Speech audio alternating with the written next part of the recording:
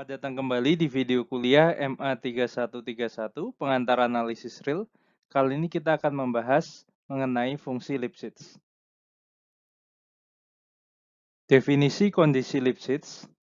Definisi, misalkan S adalah subhimpunan dari R, fungsi f dari S ke R dikatakan memenuhi kondisi Lipschitz pada S jika terdapat suatu C positif, sedemikian hingga untuk setiap X1 dan X2 di S berlaku nilai mutlak fx1 dikurangi fx2 lebih kecil sama dengan C dikali nilai mutlak x1 dikurangi x2. Fungsi yang seperti ini dinamakan dengan fungsi Lipschitz. Tafsiran geometris fungsi Lipschitz, misalkan I adalah interval dan f fungsi dari I ke R memenuhi kondisi Lipschitz pada I dengan konstanta Lipschitz C. Jika X1 dan X2 anggota dari I, dengan X1 tidak sama dengan X2, maka nilai mutlak dari fx1 dikurangi fx2 dibagi X1 min X2 lebih kecil atau sama dengan C.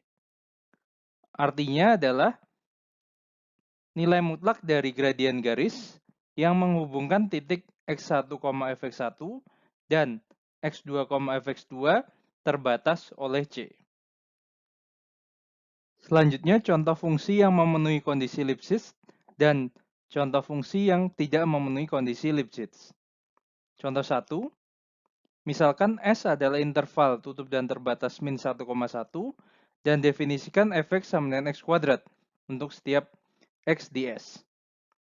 Untuk setiap x1 dan x2 di S berlaku nilai mutlak dari fx1 dikurangi fx2 sama dengan nilai mutlak dari x1 kuadrat dikurangi x2 kuadrat sama dengan hasil kali dari nilai mutlak x1 tambah x2 dikali dengan nilai mutlak x1 dikurangi x2.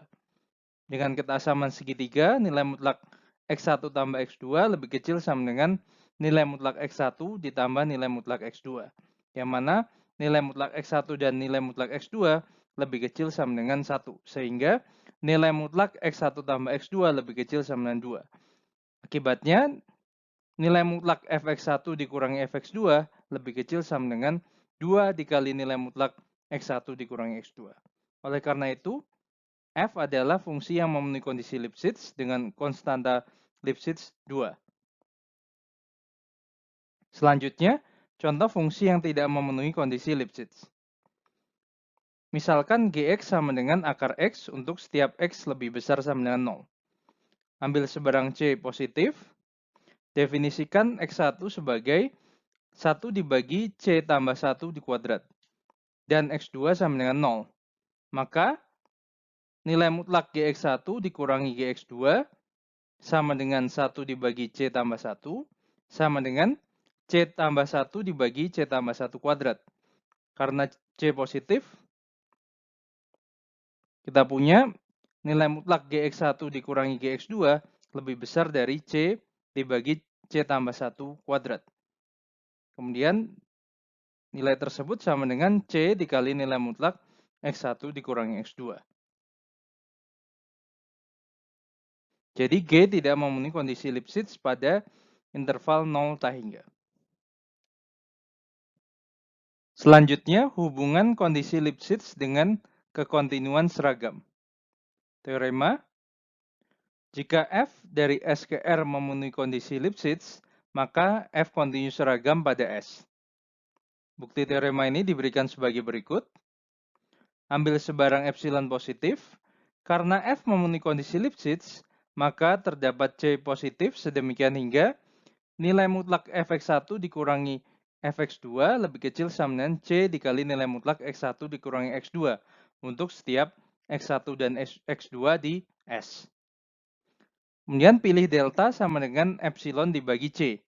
Maka untuk setiap x1 dan x2 di S yang memenuhi nilai mutlak x1 dikurangi x2 lebih kecil dari delta akan berlaku nilai mutlak dari fx1 dikurangi fx2 lebih kecil sama dengan C dikali nilai mutlak x2 dikurangi x1 lebih kecil dari C kali delta.